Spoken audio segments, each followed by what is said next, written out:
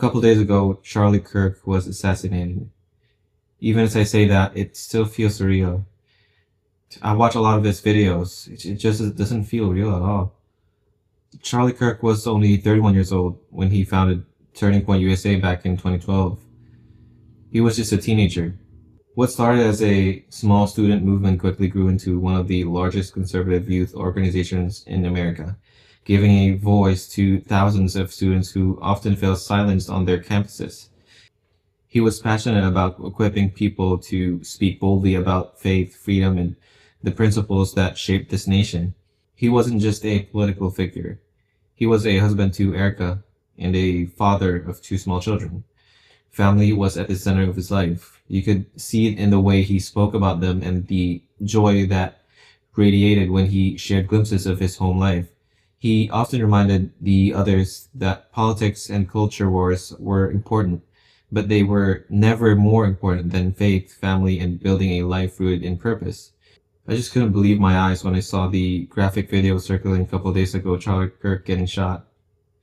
And then almost immediately after that, people began posting old videos of Charlie with his wife and kids. It hits you harder in those moments. Oh, beautiful for spacious skies, for amber waves of grain, for purple mountain majesties above the fruited plain. America,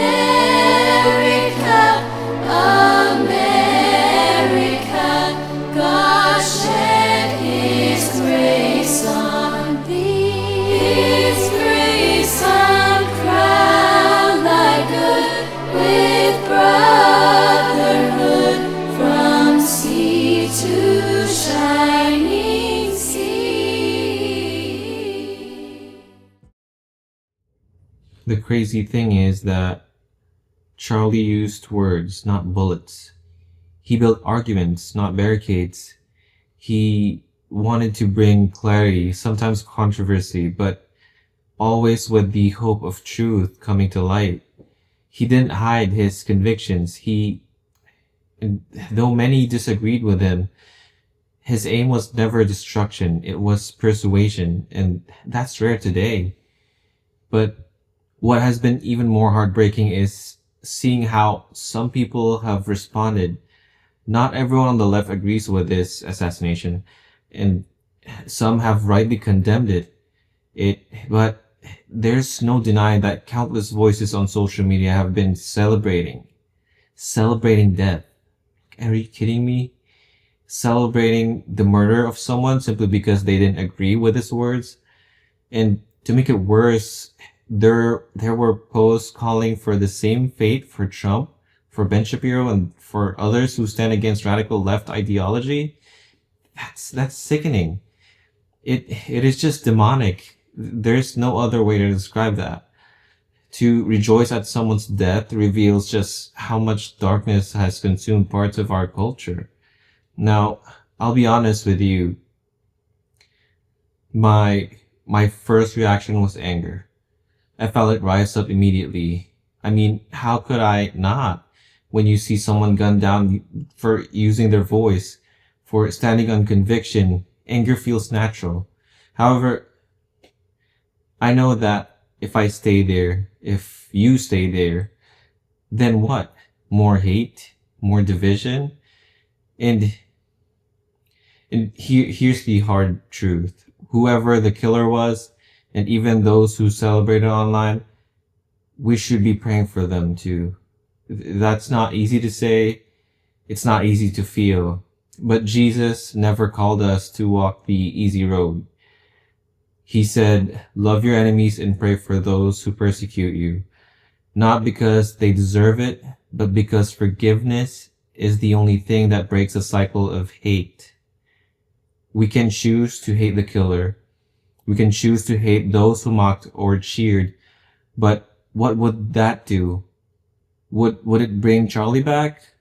Would it make our culture healthier, or would it just keep building the same wall of anger that already divides us? I mean, think about it. What would Charlie himself have done if he was still here?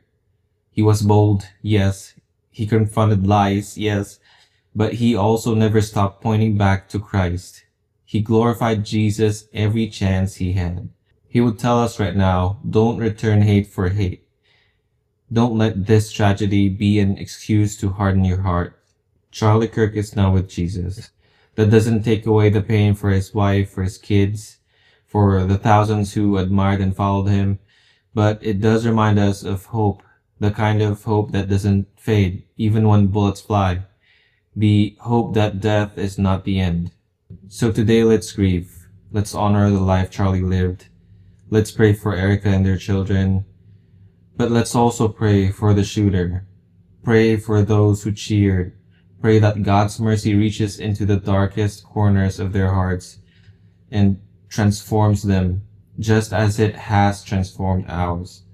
Because if we give in to hate, then the enemy has won twice. But if we respond with love, even through tears, then we follow in the footsteps of the one Charlie lived to glorify, Jesus Christ.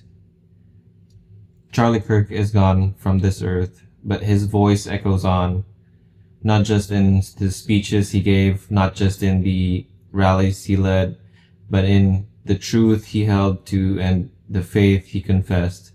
And for that reason, even in death, he still speaks.